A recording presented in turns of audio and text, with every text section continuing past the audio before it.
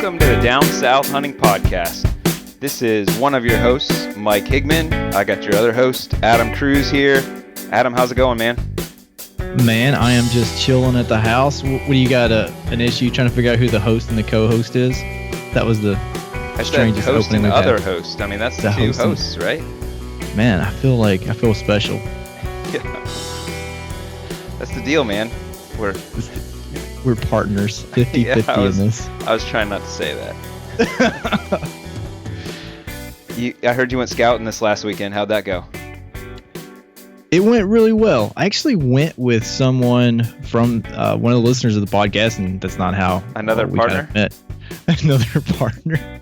I don't think, maybe a new hunting partner. We actually met at a BHA event in Nashville, and we were just kind of talking about Western hunting, and that led to turkey hunting, which led to whitetail hunting, which led to, going out of state.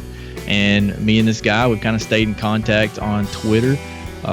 He supports the podcast now. Appreciate that, Jason. And we had a good time, man. We got to scout a bunch of public land in Kentucky. He's never been there before. I took him to the place that I'd been to. I felt like maybe taking someone else would be a good idea, especially when you're traveling that far in case you have an accident, or heck, man, just sharing the experience is fun to have a hunting partner. And I don't know that my brother will be able to go with me next year during November. So me and Jason, we hooked up and we looked at that property. It was really good. So are you telling me if there's somebody who listens out there and they interact with the Down South Hunting Podcast on social media, they might get the opportunity to hunt with the Adam Cruz? It's very possible, especially if you have land to turkey hunt on. I can almost guarantee you I can make this happen. Yeah. And I'll just videotape. I'll just go along for the ride. I'm not sure anybody's doing any videotaping anymore.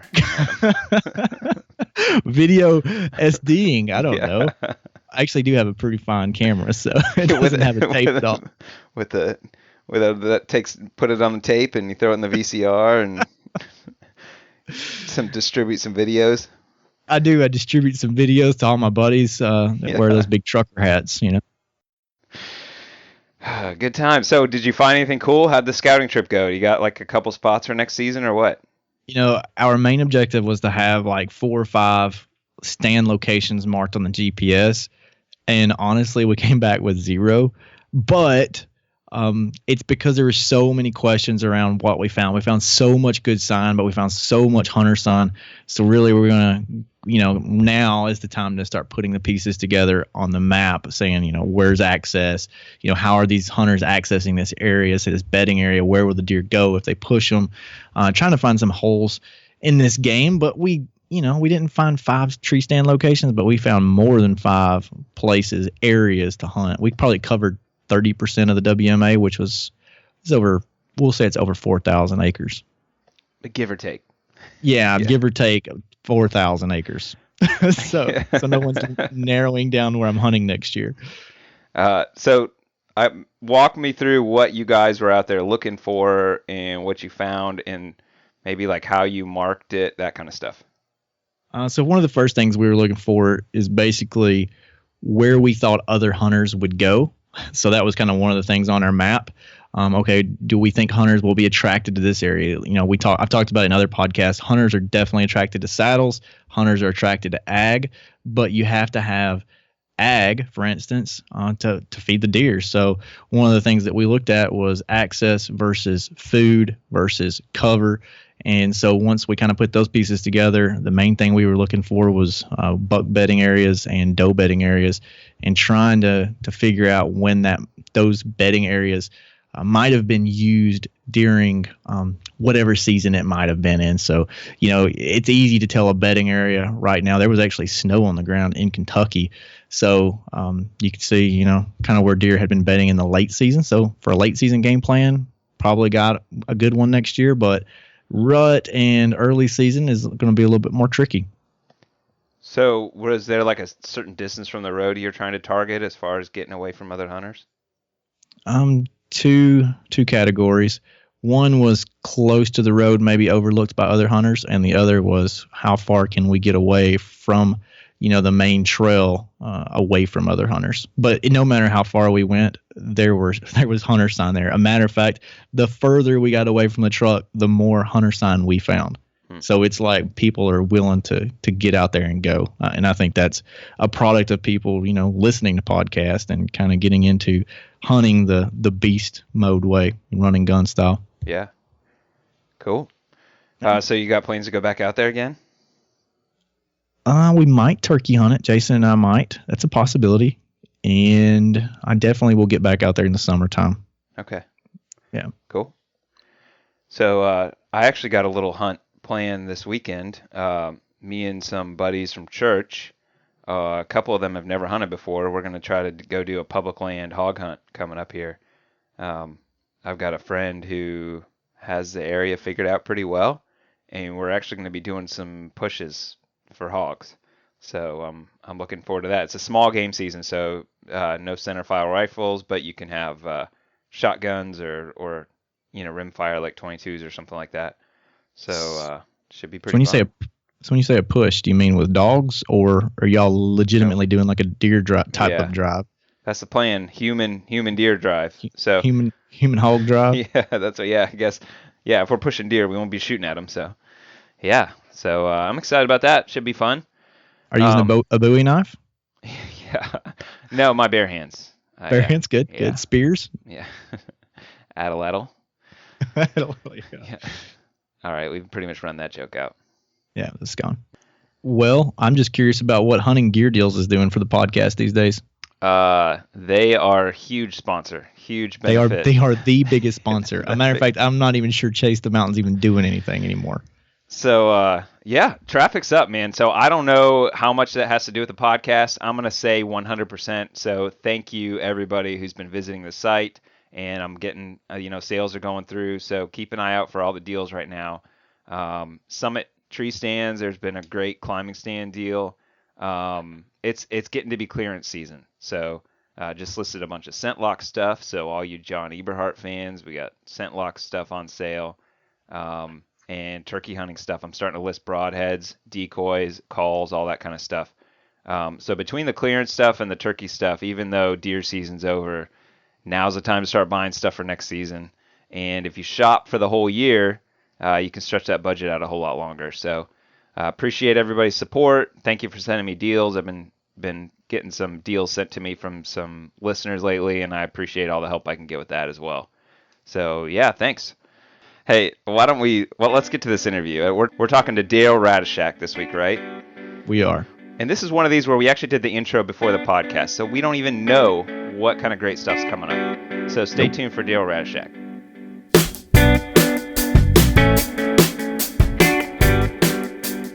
All right, we've got our first repeat guest back with Daryl Radishak, and he comes from all the way back in episode number 1, our introduction episode. And I believe when we had him on, we said that we hoped next time he was on, we'd be a little bit better at this. And I'm not sure we're going to make good on that promise. But either way, we've got Daryl Radishak. He is a wildlife biologist working in the Santa Fe National Forest out west. But he came from the South. He's the former chief of wildlife and forestry for the state of Tennessee. And he was also their big game coordinator. Welcome back to the show, Daryl. Hey, thanks for having me, guys. I really appreciate the invite. I'm going to be shooting for like one of those most appearances ever on the podcast, hopefully. Well, so far you're in the lead. Leading the way with 2. Yeah. We got the trophy in the can. If we shut it down now, you will have it locked up. Shut her down, boys. Yeah. So the reason we wanted to have you back on is Adam and I have been talking about an idea. It was actually Adam's idea to bring on a state official from every state in the Southeast to talk about the different wildlife challenges, the different cultures, things that are unique to each state as far as hunting goes. And we wanted to bring you on to kind of give us an overview of the entire South. And hopefully when we talk to those other specific states, they can, break down some more specific issues. Maybe just give me an idea. So if somebody hadn't listened to the first episode, what your position was in Tennessee and maybe what kind of things and people you dealt with? Having worked and spent the majority of my career working in Tennessee, the last dozen or so years, I was working for the Tennessee Wildlife Resources Agency. And for about 7 of those years, I was the big game program coordinator. And so I was over the whitetail deer program, black bears, elk, and at that time, wild hog, but then we kind of switched gears there. But for the most part, most people knew me as the deer coordinator. Those other animals, we had lots of other folks working on it, but that was also under my purview. But then after about 7 years of doing that, I threw my name in the hat and I was promoted to the chief of wildlife and forestry for TWRA. And so literally my responsibilities were then all wildlife in the state of Tennessee.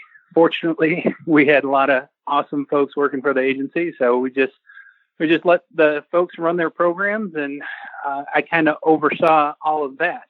In doing so is really a fantastic experience because as chief, you then become a part of this larger group called SEAFWA. It's the Southeastern Association of Fish and Wildlife Agencies.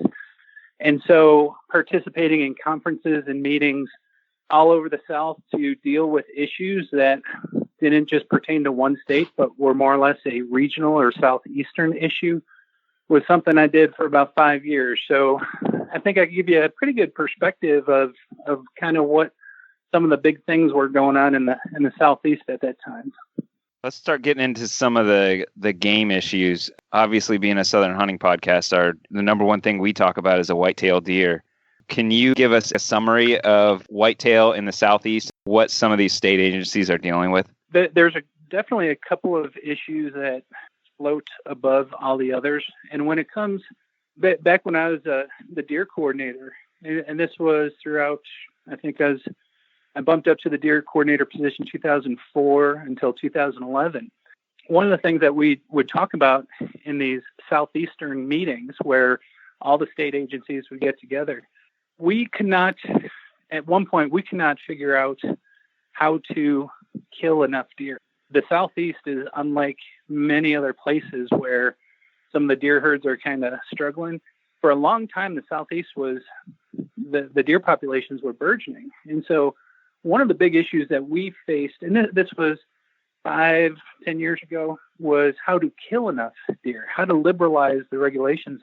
And one of the things that really has evolved over the last couple of years is these disease issues. Now, we have been struggling trying to keep chronic wasting disease out of the Southeast. And for the most part, we've done a pretty good job. There's definitely a few states that have CWD issues. But I think the biggest thing that is helping us nowadays is, and I shouldn't say helping us, but one of the things that has risen beyond what anyone ever expected is this epizootic hemorrhagic disease. Because we've known about it for decades, but typically you didn't hear about it. It would kill every single year. It would kill some deer in a small localized area. But I think where things really took off was back in 2007, where we had the entire South had these major die-offs from epizootic hemorrhagic disease. Most of you know it. It's a lot of people refer to it as blue tongue. It's not exactly blue tongue, but it's very similar to blue tongue. But we really started seeing these massive die-offs. And so we no longer had to worry about how to kill enough deer because Mother Nature was stepping in where hunters were falling short. But nowadays it's a concern because the outbreaks, and you know as well as I think East Tennessee had a very serious outbreak this past year. And it really puts a hurt in those areas where it hits hard. And so one of the things nowadays is dealing with EHD and how do you collect data? Do you adjust regulations? And so this is one of those issues that is prevalent throughout many of the southeastern states because we're seeing it hit harder than it's ever hit before. We don't exactly know why, but hopefully they'll figure that out, and who knows where it'll go from there. I don't think it's anything we have to worry about because it's a natural disease, but it's definitely something that concerns us because it puts a hurt on deer populations where it hits hard.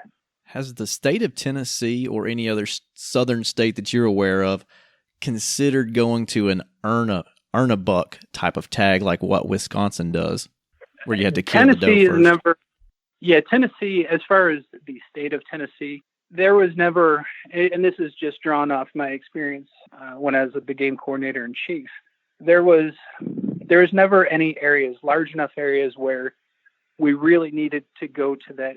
Now, having said that, there's a couple of small WMAs. For example, I think it was Tennessee National Wildlife Refuge.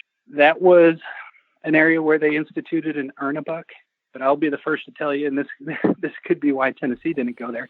I was adamantly opposed, as well as many people were adamantly opposed, an earn a buck regulation, simply because when we would set those regulations and we allow hunters to go out there, I think that would be the worst thing in the world to be sitting there and have the buck of your lifetime step in front of you and you cannot shoot it because you got to shoot a doe first. And so we never wanted to put any hunters in that situation. And so we obviously loosened a lot of the doe regulations. And because of those liberal limits that the state of Tennessee had, it was enough to maintain that population. So it stopped growing at the rate it was growing for a long time. I'm definitely not an advocate of that, but I thought it would be a good question to ask there. And I think it also might be a good segue to maybe talk a little bit about the lowering of buck tag limits that's going on now in the South. And I can't speak to a lot of other states and know exactly what the laws are in others, but I do know Tennessee very well. And I know at one point it was like 4+ bucks per year per hunter, and now that's made its way down to $2 per hunter, which I think is actually a pretty popular law amongst hunters today. But now you even see a real group and a groundswell trying to go after that $1 type of limit like what Kentucky has. And I'm actually a fan of the $2 rule.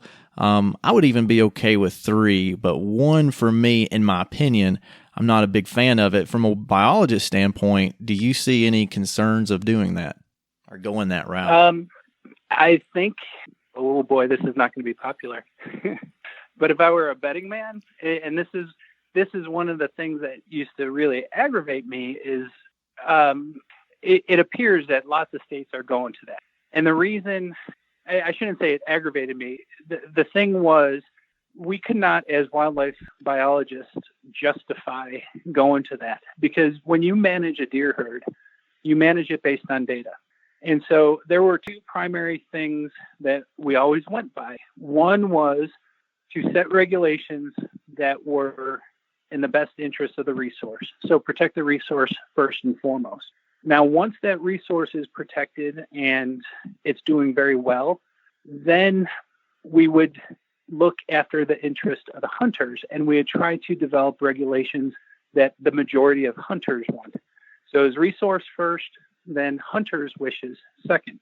Now, I agree with you. I think the $2 limit is really, really good. The agency, believe it or not, did not recommend it at the time because the data did not suggest that it was necessary.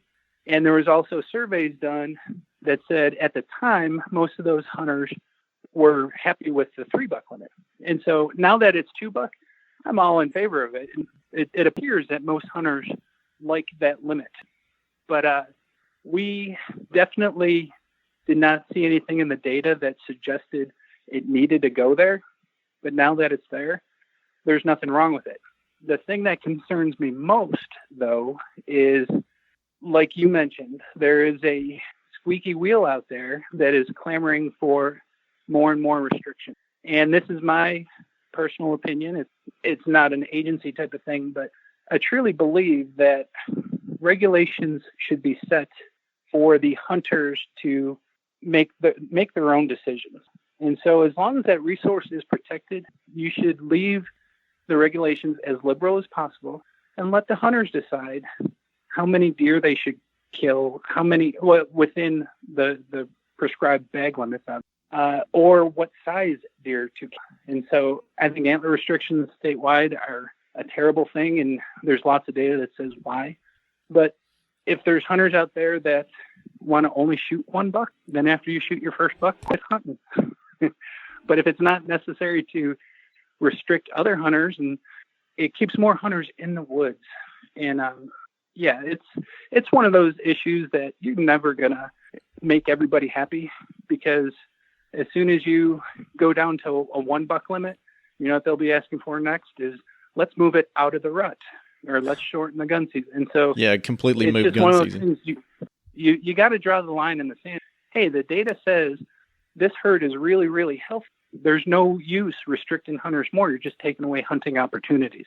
And so that's all I have to say about that. I feel like Forrest Gump now. Well, I would just like to say to the audience, anyone that's listening and that cares about my opinion, I'd like for them to put themselves back in their 10-year-old shoes or their 12-year-old shoes when a 4-point walked out, a little forky, and how excited they were to shoot that deer, and then the next week to shoot a 6-point, and the next week to even shoot a spike, and how great that felt just to kill a buck. Yeah. And I mean, I'm not saying let them, have an unlimited amount, but I think there's no harm in like that 2 or 3, and it's doing the sport a lot of good to get that hunter excitement up. I couldn't agree with you more. When you look at the regulations in Tennessee, where you could kill 2 bucks, and in Unit L, at least, you could kill over 300 does. There's really no need to restrict buck limits anymore. There's plenty of opportunity out there. Daryl, do you see a biological benefit to not killing 1.5-year-old bucks on a regular basis, as far as like having some type of restriction to try to get those bucks to be more mature? And I'm not speaking from like a hunting standpoint, like how can we get the biggest antlers, but strictly from a like health of the herd standpoint. There used to be, not anymore in the Southeast. And the reason I'm saying that, if you looked, and again, I apologize for only using Tennessee here, but that's where I have most of my experience. When you look at the data, when the Tennessee deer herd was growing throughout the 1970s, 80s, 90s, we were killing, if you looked at the harvested age structure, hunters were killing 80% of the bucks that were getting killed were yearlings. And what that tells you is that there was not enough deer to go around. There was not enough bucks to go around. The hunters were killing as fast as they were being born. And so as soon as a buck was born, it was getting killed. And so most of the bucks were getting killed at 1.5 years. Now, since about 1995, around 1994, 95, that harvest rate has been going down as far as the number of yearlings in the harvest. And it probably about 5 or 6 years ago, it hit one of the all-time lows in Tennessee, where it was, I believe it was 36% of the bucks killed were yearlings, and the rest were 2.5 and older. And so if you look at a lot of the Midwestern states where there's no antler restrictions or anything, and people go there to kill large antlered deer, the statistics compared very favorably to those states. And so as far as a biological need to protect yearlings, no, the Tennessee deer herd is extremely healthy with a wide variety of age classes. Now, if you looked at the data and you saw that hunters were killing 70-80% yearlings, by all means, you should do something to try to protect those yearlings, because the hunters will be killing them as fast as they're being born. But right now, we're 20 years beyond the need for protecting those yearlings. Interesting. Okay, so basically, I like where we're headed with this. I basically want to ask you all these questions that I want to ask people from these state agencies, but they're probably not going to want to answer because they're going to be in an official capacity. So since you're former, maybe right, you can answer some of these. So we always hear the rumor of insurance companies being involved in having their hands in deer harvest regulations. Does the insurance industry have any effect on the number or regulations that a state might take? When I was a deer coordinator, I understand that every year, actually a couple of times, we would meet with all the other southeastern states. We'd have a technical meeting, and then the Southeastern Deer Study Group meeting. And in my dozens and dozens of meetings, never once has this idea of, oh, we better lower it because the insurance companies want us to. That is one of those wives' tales. Now, I'm telling you this from the standpoint of a statewide biologist. I personally have never been contacted by an insurance company to say, hey, you need to do something about the deer population. That's just, like I said, it's a wives' tale. So when biologists go in and start discussing ideas for new regulations the following year, I can almost guarantee that none of them have ever had this idea of an insurance company trying to appease them, because we're simply looking at the deer data. We're looking at hunter data, but we're not looking at car data. So I will end that rumor here and now. Daryl, I don't think you're capable of that. I know I'm not. I'm not that powerful. And certainly the Down South Hunting Podcast does not have that type of reach to overcome a rumor like that. But well, before you move on, yeah, I will say that you do hear about these insurance lobbyists, and so those are actually a real thing. And they do talk to the governor, who is the head boss, right? Yeah, in the legislature. And so if ever those discussions take place, we don't know about them, but I will tell you, for as long as I worked for the agency, it never came down from above where a director or anyone from the legislature said, hey, you need to do something about this because State Farm is on my backside. That never takes place. That has never happened. Okay. Let me see if I can get you to stick your neck out a little bit more here. In your time serving, was there ever a situation where you felt like politics were playing more into the wildlife decision than like solid science? Holy good one. Neck out questions. Nice. Yeah. I mean, you're not going back to Tennessee, right? Not anymore. Yeah. And you don't have to use specific examples if you don't want to. But it'd be cool if you did. Well, understand. But it'd be a lot more interesting if you did with names. Understand whatever state you're dealing with. Oftentimes the state wildlife agency would provide recommendations based on whatever their biologists, whatever their managers would recommend, and it's usually based on the wildlife science side of things. And as most of you know, not all those regulations come into play because there is that political side of things. Now, and I'm not saying that, I will tell you the commission in Tennessee was great as far as passing most of our recommendations, but it was not always the case. And so it's just a fact of life that will factor into some decisions. So it happens in every single state. You're never going to get away from it. It's, like I said, it's just a fact of life. That was a little bit political, Daryl. Yeah. But I can't Did I dodge it well enough? I can't blame you. I tried. As soon as this podcast ends, call me back and we'll talk. Right. I'm teasing. Yeah. Well, we just have to look at your Facebook posts and we can get the real scoop. So we talked about EHD already. How about CWD? Can you give us your thoughts on that and how serious of an issue that is, especially in the South? It is an issue that is growing. It's been growing for about 20 years. And I remember I had to attend a CWD conference in Madison, Wisconsin. I think that was back in 2005. So this isn't like a new issue. We've been concerned about this for a long time. And I will tell you, it's heading to the Southeast.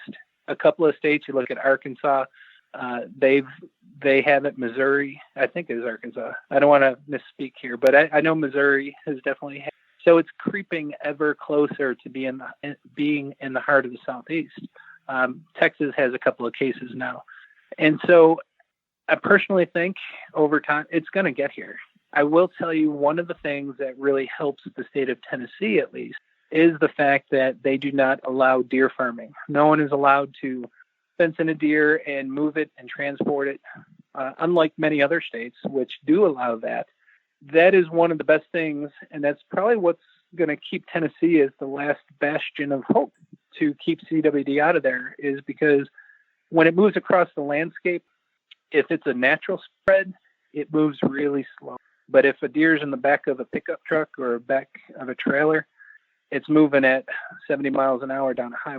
And so the fact that Tennessee does not allow deer farming is one of the best things, and got to give all the credit to whoever made those rules. That's what's going to help keep it out of the state of Tennessee. Now, do I think we'll keep it out of the state forever? No, because something's going to happen. Someone's going to do something illegal, and it will end up within most of the southeastern states. I don't know if it's going to take a couple of years or a couple of decades, but all it takes is for someone hunting out west or in a CWD infected state to transport the carcass improperly, because most states have these carcass transportation rules where you've got to get rid of the spinal cord and brain material that carries most of the prions. And so when someone violates that and brings a deer back, they expose the rest of the state for getting that disease. So I think it's coming. Hopefully it never does, but I'm not holding my breath on that hope. What's the general consensus and opinion of deer farming among biologists? Among this biologist, I think it's one of the most awful things. And your buddies, maybe. I never would have guessed. I will tell you, I think it's funny when you talk to wildlife biologists, they're very opinionated, and their opinions often go counter to what a lot of the hunting public believes. Now understand that we're trying to care for a resource. And so we generally have a much better understanding of the threats and issues to that resource, whereas the general public, or at least the hunting public, may not understand those threats and issues. And so when we see this issue of CWD, obviously we have an opinion that this whole deer farming thing is just terrible. It's not really an ethical standpoint. It's just for the to better care for that resource. Deer farming is a very bad thing in some situations, in most situations. Having said that, we could also tell you how bad supplemental feed is and baiting. And so I know that raises the hackles on a lot of hunters because they don't see the issue it causes. But the wildlife biologists who are responsible for these resources know that it could be a really bad thing in some situations. I'd like to shift our focus to turkey for a minute. And so I want us to look at this particular topic from maybe a 30,000 foot view. I know you're very familiar, Daryl, with what's going on in southern Tennessee. I think some of the northern counties in northern Alabama and maybe even Georgia, some of those counties are experiencing a decline in turkey harvest kills. Now, Tennessee in particular, I have done some research looking back from like 2001 up until current times, and there's about a 60 to 70% drop-off in harvest rates in some of the counties in the South. Could you tell me what you might do as the big game coordinator in one of the states that are having issues like this? Would you possibly reduce the limit in certain counties where there was a population problem? What do you think about that? Yes, I think there are definitely some things that you can do. When you see the drops, and when I was there, we were beginning to see those drop, and the agency took some steps to do whatever they can to minimize how drastic that drop was. For example, there's some things in your control, but there's also a lot of things outside of your control. And so as an agency, you only deal with the things that you have direct control over. And so I think eliminating the fall hen turkey season, it wasn't a hen turkey season, but hens were allowed to be shot in the fall, was a step to kind of minimize the amount of decline that they saw. And so those were some positive steps that you can do. Now, when it comes to addressing it even further, you can't address a problem until you know what the problem is. And so that's why I give so much credit to what they're doing now with the University of Tennessee, really exploring what is the main cause of this. Now, I will tell you, this is my own personal opinion. I don't think they're going to find a smoking gun. I don't think they're going to look at one particular issue and say, this is what is causing turkey decline in all these pockets of the Southeast. I think what you have here is a perfect storm. It's just a combination of things. Add to that the fact that hunters in those areas were used to the glory days. And what I mean by the glory days is when you restore a population, it doesn't matter if it's a deer population or turkey population or even a fish population. I don't know how much you guys know about fishing, but when you create a new lake, usually once you get fish in there, they explode, and it's just an amazing crop of fish that you have, and then it settles back down to what it's going to be. Deer and turkey are no different. And so when you restore a deer population or a turkey population, those populations skyrocket, and there are turkeys everywhere. And you go out hunting and you're hearing 20 gobbles in every direction. Understand that is not natural. That should not be the way it is all the time. And over time, those turkey populations will settle to what we call carrying capacity. And so hunters are used to seeing that overshoot where you literally have more animals than the land could support. And that's what I call the glory days, because they're used to just a turkey behind every tree. And that was unfortunately unnatural, and it settles down at a lower. Now, the situation in most of the Southeast that is experiencing turkey decline, it has settled down at a lot lower than what anyone ever anticipated. And I think what they're going to find with a lot of the research that they're doing nowadays is this perfect storm where you now have to deal with predation more. There's lots of animals that prey on turkey and turkey eggs and turkey poults. So you have predation. You have bad periods of weather. If you have really wet springs, you're gonna lose a lot of birds in the spring. You have these disease issues that we're now seeing. There's also, and I always bring this up because as you know, I'm not a big fan of supplemental feed, but there are studies that show if you have deer feeders out, you reduce the survival rate for your turkey population. And Lord knows that there's deer feeders everywhere nowadays.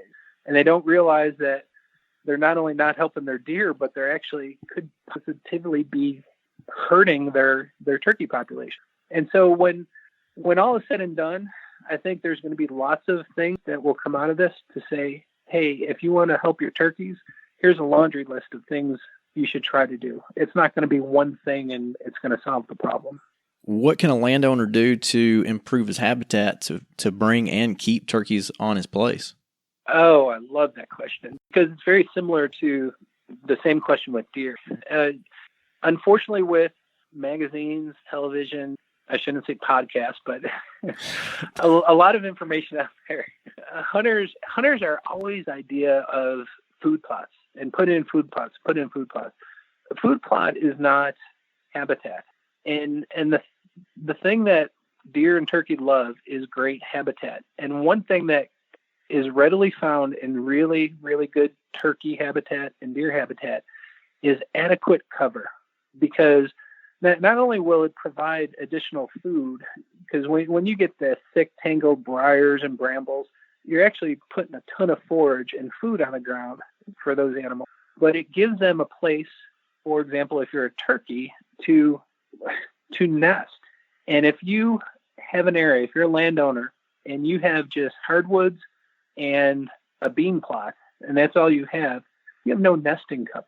And so any coyote, any bobcat, any skunk moving through that area is going to be able to pick apart those turkey nests. And so you really should strive for that gnarly, we call it early successional habitat, but it's that thick, grown-up, thorny briar patch that allows these animals to raise their young. And that's a key component for really sound habitat management is to give this safe haven to not only provide that food and a cover for those animals, but escape cover to get away from the predators that's going to be eating those turkey poults or those eggs while they're still in the nest.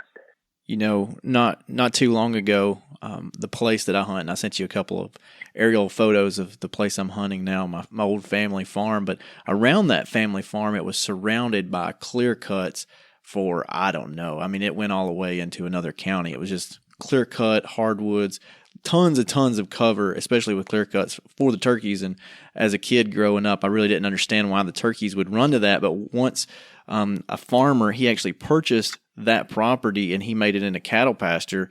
And since that time, we have seen a drastic decline in our turkey population on our place. I mean, during the springtime, we don't hold turkeys at all on that place. And in the past, we had a really, really good population. So I'm wondering if maybe that is a part of our problem right there. Yeah, because the one thing I failed to mention, I did say that gnarly, grown-up thick stuff provides forage for deer. You have to understand turkeys during the springtime when they're switching over and they're on nest. Their diet consists of a lot of insect life. And if you're in the middle of a fescue field, there's really not a lot of diversity of insect life. But if you go into a briar patch or something, you've got everything from you just know all the creepy crawlies that get on you if you try. And that's what those turkeys are feeding on. And so it's just like the perfect place for those animals to reside. And that's one thing I always try to stress to landowners interested in managing for deer or turkey. You gotta create the habitat for them. Get rid of this idea that a food plot is habitat. It's a small component that could be added, but there's lots of other things that are completely natural that have a much greater benefit to those animals than anything else. So, Daryl, you mentioned habitat and ground cover being real important, and it seems to be an issue where there's such a backlash against cutting down any trees that it got to be that all of the state and national forests were just basically all turning into old growth, nothing underneath biological type deserts because they were not allowed to change the habitat at all if it involved killing any trees or anything along those lines. And I've been hearing more and more about the benefits of, different stage growths. Do you see in the future any trend towards being able to change the habitat more in that way? Yes. And just to give you a little background, it was never really difficult, especially when you look at federal lands. And obviously the U.S. Forest Service has a lot of land, that they own a lot of land. And it used to be that they were very much into the tree cutting business. It was a timber driven management for many of those places. And I'm going to quiz you guys. Can you guess what put a screeching halt to all the timber cutting? Wasn't that owl? Yep. It was a spotted owl in the Pacific Northwest. Yeah, up in Washington. Yeah. Yep. And all these lawsuits came out, and it was in violation of this Endangered Species Act. And it literally put a screeching halt to all the timber cutting that was taking place on national forests. So a lot of the federal properties. And that was in the 1990s.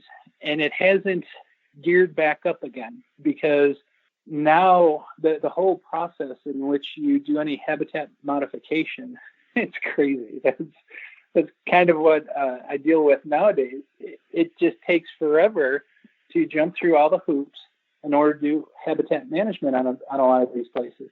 And you hit the nail on the head because cutting trees is a good thing.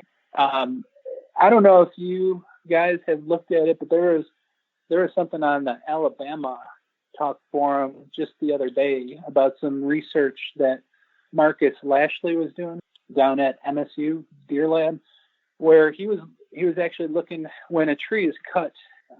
Usually it sends up all these new sprouts, and those new sprouts, they did a study, and those things are so jam-packed with nutrients. They outperform like soybean fields, and it's amazing the amount of nutrients that are packed into there once you cut a tree and you get these stump sprouts. And so a forest naturally regenerates itself. And when we came over here and we stopped cutting trees, or the big thing is we removed fire from the landscape, because fire was completely natural and used for hundreds and hundreds and hundreds of years.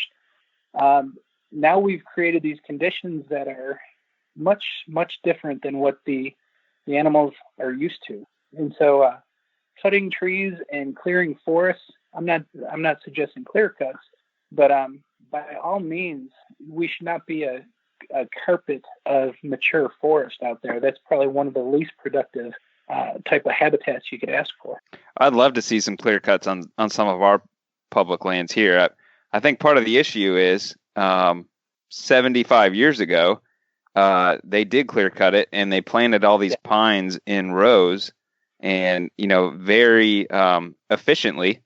And then, as we come along, we're not cutting those pines. So the forest is like grown to very efficiently block everything out and grow these trees perfectly. Yet, they can't thin them or cut them down or anything like that. They just got to leave it go. And you end up with a biological desert underneath these trees because they're blocking all the light out. So, I wouldn't want to see the whole area clear cut, but I think if they were able to do 100 acres at a time or something like that, it could be tremendously beneficial. Absolutely. You look at some of those areas, even in some of the states south of Tennessee that truly have those pine plantations, whether or not it's Georgia, Alabama, or Mississippi, you get some of those large forests that are just those row pines like yours. But when they do, they'll do like a checkerboard type of management where they'll clear like 10-acre blocks, but in a checkerboard fashion. And it creates some of the greatest habitat on a larger scale because you have some of the old growth, you have some very new stuff, you have that middle-aged stuff. And that's exactly what these animals need. They need that diversity. They need those places where they could hide or where they could find food. And if it's all within a compact area like that, and those 10-acre blocks is pretty compact, you just find a whole host of animals living in there that you don't typically get in a giant 1,000-acre block of mature forest. So I want to ask you kind of a tricky question again, and this time I'm not trying to catch you in anything. So I'm really interested in your opinion coming from the East Coast and moving out to the West Coast. Can you touch on maybe the difference of federal versus state land in the East versus the West? Is there a difference in the way it's managed and the way it's perceived? Because I know with the Keep It Public movement, it seems like a lot of the East Coast thinks, we want to get it out of the federal government hands because they're not happy with, their state or their national forest type thing, and they like the state management. It seems out West, the lean is more towards, other than maybe Utah, the lean is more towards, federal management. Is there a difference between the way they're managed East and West, or is it just perception? No, it is not at all a type of difference as far as how they're managed. For example, the federal forests in the East are managed exact as the federal forests in the West. The big difference is the way federal lands are managed as opposed to the way state lands are. As, again, coming from Tennessee, the state of Tennessee owned a number of wildlife management areas. For example, Catoosa, if you're familiar with Catoosa, 80,000-acre wildlife management area that TWRA owned. And so they could go in there and they could have a meeting in the morning and say, let's cut these 100 acres, and they could start cutting them the next day. So there was no process they had to go through in order to do habitat management. Now, when it comes to federal lands, whether or not it's a state or a national forest or anything that is federally owned, you have to go through what's called the NEPA process. It's the National, I'm going to forget it, Environmental Protection. Look it up. I'm drawing a blank right now. But it's a process because understand that federal lands are owned not just by people in that state, they're owned by people in the United States. And so you've got to go through a process where you get all this, you have to tell the public what you plan on doing, and they get to comment. Do they like it? Do they not like it? And there's all this analysis. And literally it takes about 4 years when you first come up with an idea to say, hey, let's cut this block of trees. It takes a number of years in order to finally cut those trees. And so it's the difference isn't East versus West, it's state versus federal. Now, on the East Coast, there's not a lot of federal or public lands. On the West Coast, you know as well as I, most of the states, it's amazing, it's awesome how much public land there is because there's national forests and monuments all over the West. And so that's why it's a perceived east-west difference, because there's a whole lot more federal lands in the west than there are in the east. Do you think maybe eastern states can handle their state lands easier than western states could, just because there's less of it to manage? Yeah. Well, that's the one thing, is there's not a lot of land out in the west. There's a lot of federal land out here. But you look at Tennessee, and there's over 120 wildlife management areas totaling over 1.5 million acres. So the state really managed and had control of a lot of those lands. They didn't own every one of them, they managed them. But here, for example, New Mexico, where I'm at currently, there are like just tiny, tiny blocks of state land, but there's like, oh my gosh, there's 20 million acres of federal land or these national forests all over the state. And so the eastern states have a lot more state land to manage for the most part than the western states. In all of your years as the big game coordinator, you've got to have some crazy stories about what some Southerners can get into in hunting situations or just wildlife stuff in general. This one doesn't particularly pertain to a hunter, but I've had my fair share of black panther calls, and there was one that actually, usually, obviously, we didn't really do much for those black panther calls except explain the situation. But one in particular, the woman, this was actually in Lewisburg, Tennessee, but the woman was, let's say, persistent and eventually went all the way to the governor's office. And so we were more or less told to figure out what the heck is going on. And so I went over there and set up cameras and literally spent 2 weeks trying to capture a picture of her quote unquote Black Panther. And I eventually did get a picture of it. There were two labs, a yellow lab and a black lab, that wandered her property only at night. But the crazy thing was, about a month or two later, her daughter sent me a picture and said, I finally got it. I got a picture of the Black Panther. And she sent it to me, and it was one of those pictures that you just scratched your head and said, huh, because it actually looked like a large cat sitting by this cow carcass. And for the life of me, I couldn't, it just like any Black Panther picture, it's always blurry and you can't make everything out. But this one was something I couldn't figure out. And so I eventually went back out there, took measurements, and it was a very large animal, or at least larger than a typical house cat. And in the picture, you can see this cat-like animal standing there or sitting there. And it looked like it was almost a white chest blaze, but it could have been a leaf that was in front of the animal as it sat there by this cow carcass. And lo and behold, I could not for the life of me figure out what this Black Panther was. And so I was interviewing the woman, and she was nice as could be. And then she asked me, she goes, do you want to see the pictures of the wolf? And of course I did. Oh, gosh. She took me to her barn, and she had a laptop in her barn, because that's where they keep laptops these days. And she was flicking through all these trail camera pictures, and lo and behold, there was a bunch of coyotes that came into this carcass, and sure enough, one was melanistic, meaning it was black. And she's like, there it is, there's the wolf.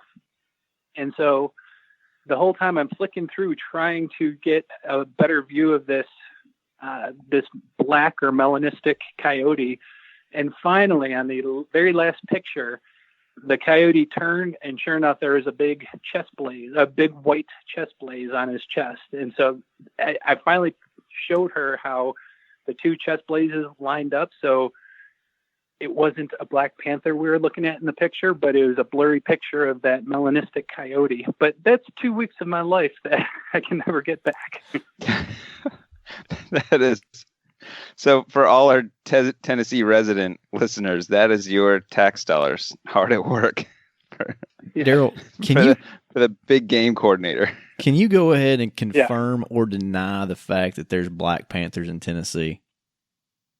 I can confirm that there's not black panthers in Tennessee. Just making sure. I had to ask. We might as well just go ahead and end this episode right now because Daryl just lost all credibility. We all know that Black Panthers are real. Yeah. People are tuning out of your podcast right now. Yeah, this show is BS. Although I'm not sure this story completely fits, but when I was a teenager, we were seeing what looked like a black panther on our property. And I sure enough got a really good look at it and probably, I don't know, emptied about 6 rounds at it. Missed it. Could have swore like if we were betting, gambling, whatever, I said, man, this thing is a black panther. And sure enough, my cousin shot it and it was a melanistic coyote as well. It's just a black coyote. Yep. All my dreams gone. I think the problem is Black Panthers, much like Sasquatch, are actually blurry. That's why all the pictures are blurry. You know what's funny? And just Daryl moved to New Mexico. Ahead. He's probably out there searching for the aliens now. Well, believe it or not, and just to calm everyone's fear, we're not saying Black Panthers don't exist.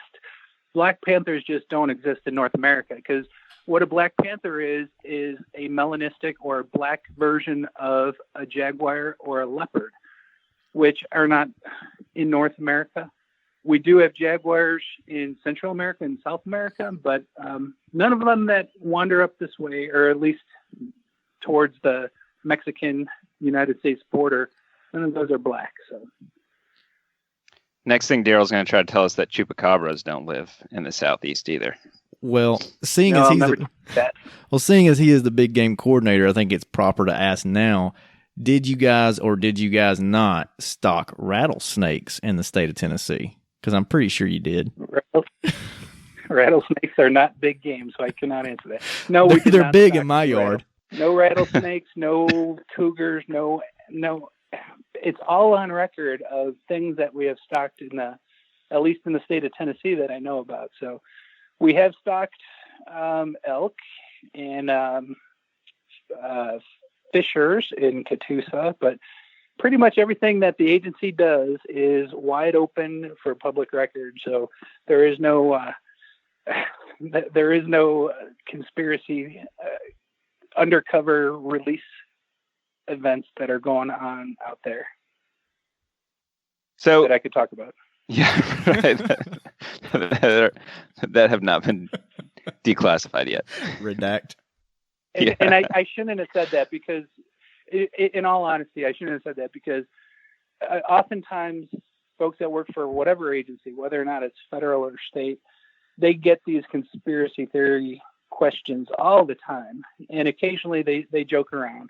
And we just don't do that. We can't do that as a government agency. Everything we do is out in the open. We're not the military. We're a wildlife agency, so the public knows pretty much everything we do.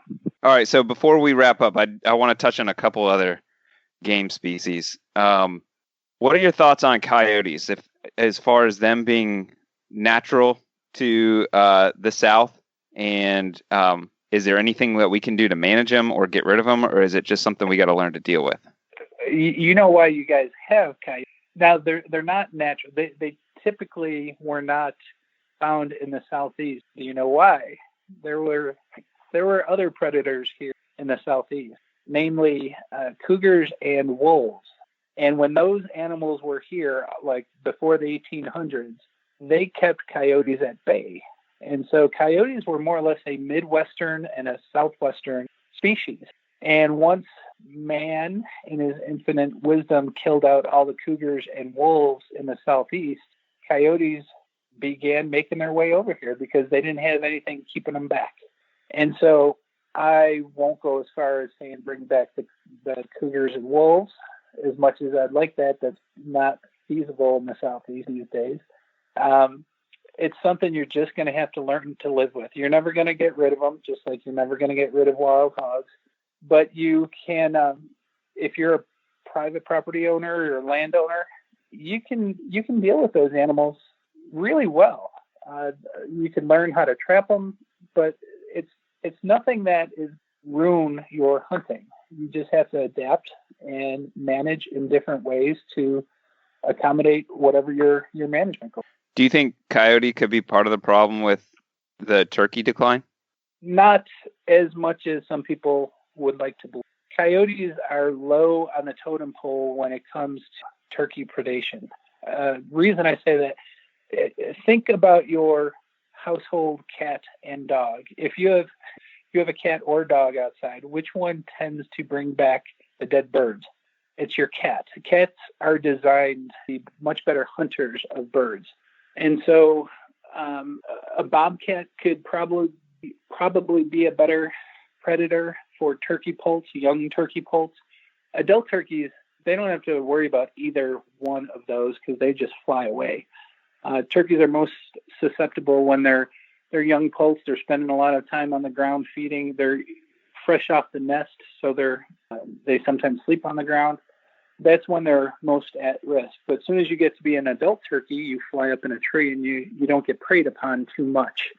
But having said that, I think the biggest impact when it comes to young turkeys are the nest predators. It's the skunks, it's the raccoons, it's the possums that can get in there. And you probably know this, Ari, but one of the things that has seriously declined over the last couple of decades is trapping. And so a lot of these meso predators, these smaller kind of middle-class predators, they're the ones that tend to have the most impact on the turkeys, the ones, especially those nest predators like the skunks and the raccoons. Because you get into a turkey nest and you kill all 12 young turkeys because that whole nest of eggs gets wiped out. And so coyotes tend not to be efficient nest predators as much as those other animals. But like I said earlier in the podcast, you put in good habitat, you give those turkeys places to hide, and they become much more successful at raising young turkey poults that make it to adulthood. For anyone that's interested, Daryl mentioned trapping. TWRA is actually putting on a trapping program February 23rd through the 25th in Waverly, Tennessee, which I think is really interesting. And if my wife wasn't, having a baby that week, I would probably join in. You should try to get her to reschedule that. She might do it. All my other ones are late, so we might be okay. I bet she'd move it forward if she could. She might. Well, you guys could have joined me on the webinar we put on a couple of weeks ago. I had Bill Swan, who's a professional trapper in the Chattanooga area.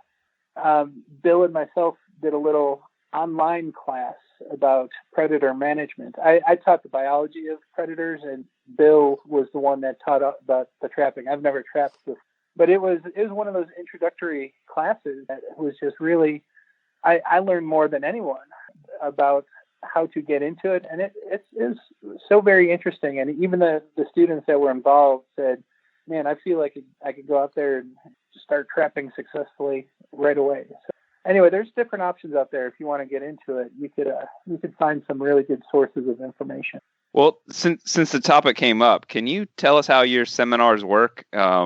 What you typically do them on? If somebody is interested in hearing more from you from a biology standpoint, can you give us a rundown of what some of the different topics are and how someone can take part?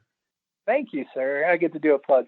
One of the things that I've always loved to do is talk to the public and kind of teach them about wildlife, because sometimes it's one of those things where you see a lot of bad information out there, and you just want to provide better information to the hunters and to the wildlife lovers. And so one of the things that I do is I put on these online classes. We call them webinars, but there's different topics. A couple of weeks ago, there was the one on the predator management. I've done a topic on aging deer using the severing house or the tooth wear method. But a lot of my topics are more or less just wildlife information courses. I teach a lot about bears and cougars. I did one on wolves a couple of weeks ago. And anyone that wants to learn more about that, you literally sit at your computer. It's a live class, so I'm on camera, but I'm also giving a PowerPoint slide presentation. But I get to answer questions from anyone that joins in. They'll type questions, and I get to answer them live.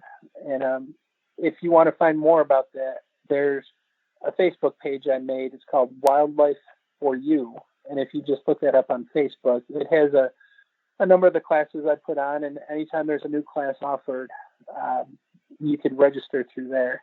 Now, I will tell you that I have to pay for this software a monthly fee. So there is a registration fee. Usually it's about $12, but it's as much as I'd love to spend all my own money on you guys, I got to make sure I don't go backwards. And so that's why we charge a little bit, so we could pay for this service, so we could bring in these classes. How long is a typical class? Generally, I will teach about 45 minutes to an hour, depending on the topic, and then answer questions. And typically it goes an hour and a half. Some of them are a full 2 hours. And when I first started doing it, I was answering questions right along, and it lasted the full 2 hours. Now I push through and teach everything in the class right up front. So if someone has to leave, they can leave and they can still get all that information. And so usually it's about 45 minutes of presentation and slides and me talking to folks. Now, the one thing I should add, it's not just me. We bring in other professionals. Kim Delosier was the head biologist of Great Smoky Mountain National Park for over 30 years. He's helped me with a couple of classes. Bill Swan, the professional trapper.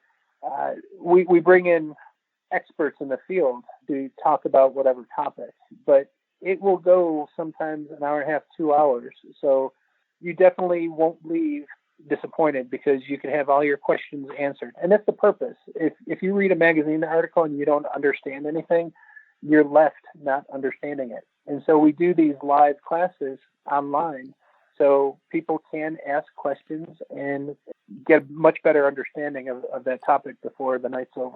Do you have any plans of making these classes on demand? Like, I know I reached out to you not too long ago about your whitetail class, and you were able just to email that to me. Have you made any plans maybe to build a website where potential customers could come in and download that? I've got a wonderful web designer. It's putting me off, but I'm going to make sure that she follows through with what she's supposed to do, because it is underway, and I've seen some mock-ups of what the website will look like. But yes, that is the intention. Not only be able to register for classes, but you could also be able to go back and get some old classes if you missed them. But there's also that option. For example, a couple of weeks ago, I did a customized class for a wildlife photography group out of North Carolina.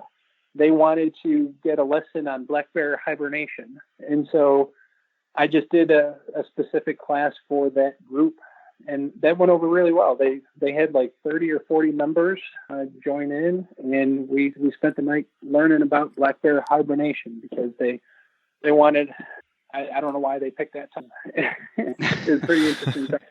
Well, I'm a pretty busy dude, and it's really hard sometimes for me to catch one of your classes, so I will volunteer if your website lady drops out. I'm kind of low rent, but I got some ideas where I might be able to help you get a website up where people could download that. So, put it this way, I'm about to fire her if she doesn't pick it. I've been waiting for a few months now, and I understand she's working for free, and so I can't push her too hard, but anyway, I might be in the near future. I got some ideas. Well, let's hook up. Okay. So Daryl, I got one last thing I wanted to ask you about, and we just kind of touched on it with the bears. I know you have a ton of bear knowledge and experience, both east and west. I want to ask you about bears because of Florida in particular. We've had a growing bear population here. We had a 1-year hunt, and we exceeded the quota in 2 days. And due to political pressure, they canceled the hunt for the next year, even though the data that came out after the hunt showed we had more bears than what was originally thought. So I just want to get your opinion. Is hunting the most effective way to manage a bear population? And maybe also if there's any other issues that states are dealing with in particular with bears. Let me ask you a question really quick. What state were you referring to where they Florida met the quota? Okay. Florida. There was a quota of like 300 bears, and it was going to be a 1-week hunt. They didn't expect to meet it, and they exceeded the quota within 2 days. They actually went over it because they couldn't notify everybody fast enough. Yes, and I'm very familiar with that. I didn't catch you say Florida, but that's who I thought you were talking about. That is, I wish we had another hour, because that is one of the things that really concerns me nowadays is the direction of wildlife management. And there's been some people saying, well, let the masses decide. You don't want the masses deciding issues about wildlife management, because we will lose our hunting privileges faster than anyone could ever believe. And a lot of people, because immediately lots of people think of California and all those restrictions there, or Michigan with there's no dove hunting in Michigan. And that they're always, well, that won't happen here because we live in the Southeast. Well, guess what, guys? Your hunting privileges are getting restricted already. Prime example is Florida. They had that bear hunt. They've got more bears than they've ever had in the last 100 or so years. And they tried hunting them, and because of public backlash, they're not having a bear hunt this past year, because the masses came out and swayed the political powers. I don't know if it was the governor or who it was, but they canceled the bear hunt because it was so unpopular with the public. Believe it or not, the same thing happened in Virginia. They didn't cancel their bear season. They wanted to expand their bear season because their populations are growing, but the public came out in mass against that. And so Virginia didn't get to expand their bear hunting. So this is one of those things I wish hunters would get that wake-up call, because they're always thinking it's the head in the sand type of thing, thinking it'll never happen over here. It's getting closer and closer, and it's happening in the Southeast. And so hunting is a fantastic way to manage population. And if we keep shooting ourselves in the foot by turning a blind eye, or the worst thing we're doing is the public image that we're projecting, social media, I cringe at some of the things I see up there, because it's providing ammunition to those anti-groups, which then have more things to show the non-hunting public to sway them against what we all love and enjoy, which is our hunting and fishing privileges. And so that's one of the biggest issues nowadays, is we've got to wake up and we've got to seriously protect ourselves, because the tide is turning, and it's not turning in a direction that we'll be very happy with. Well, I'm really glad you brought that up, and I'll speak to Florida real quick on the bears. Is, being local to the situation, it wasn't even the masses coming out. It was small groups of people that were extremely vocal about it, and the news media was more than happy to cover it. So of course, there were a lot of slanted stories and that kind of stuff on it as well. But to your point of it, Florida is a very populated state, and there's a lot of liberal tendencies to different areas. But I mean, in Florida, you got areas like South Florida and Miami. In Texas, you have Austin. In Georgia, you have Atlanta. So I think if maybe you're in a rural area, you might feel like everyone around you is like-minded in that. But, we've got these large population centers that really can sway the votes that tend to be more liberal and against hunting. Yes. And so I guess my main point there is we got to stop burying our heads in the sand and take it seriously that we want to protect our hunting and fishing rights or privileges, however you want to look at those, and really do the best we can possibly do to project hunting in a good image. Because most know the numbers. You got about 10% of the population that hunts, 10% that are the anti-hunters, then about 80% that don't hunt, but they have a favorable impression of hunting. As soon as that 80% starts seeing bad things, especially like I said on social media, that's where we're really going to be regretting it 5, 10, 20 years down the road, because we didn't police ourselves. Hey, Daryl, I just want to say thank you. You've been a great partner for us, the Down South Hunting Podcast. Personally, you've helped me So we can't thank you enough for coming on again. Thanks for being our first repeat interviewee. And we want to give you just a minute to sign off and let everyone know how to find you on social media and maybe plug Wildlife for You one more time. All right. I appreciate that. Anyway, what I have been doing over months is doing these wildlife related webinars, and all that is an online class. You sit at your computer at home during a specific time and date that you register for. And we teach classes about wildlife, whether or not it's bears or deer management or predator management or anything like that. And you could get on there, you could register. The way to find information about that is a Facebook page as of right now, since we don't have a website up just yet, but Mike will be working on that soon. Adam. It's called. Adam's going to be working on that. Let's make that clear. I'm the Mr. Volunteer guy, always. Yeah. The volunteers. Anyway, it's called Wildlife for You. So if you get on the Facebook page, you could like that page, and I provide the updates when the classes are being held.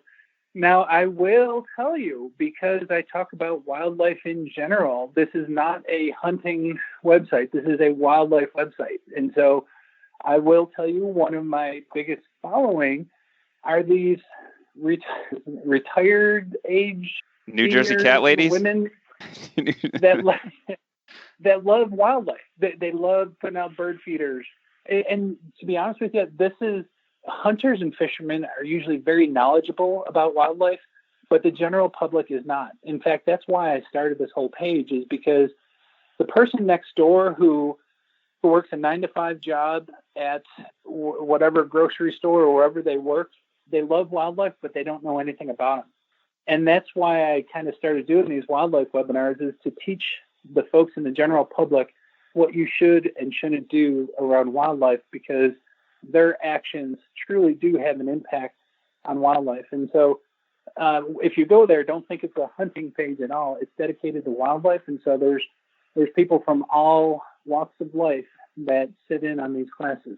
And where else can people find you on social media? Are you mostly on Facebook, is it? I'm mostly, yes. I don't do the Instagram. I was going to say you could look up my last name, but no one can spell it, so just go for the Wildlife Review.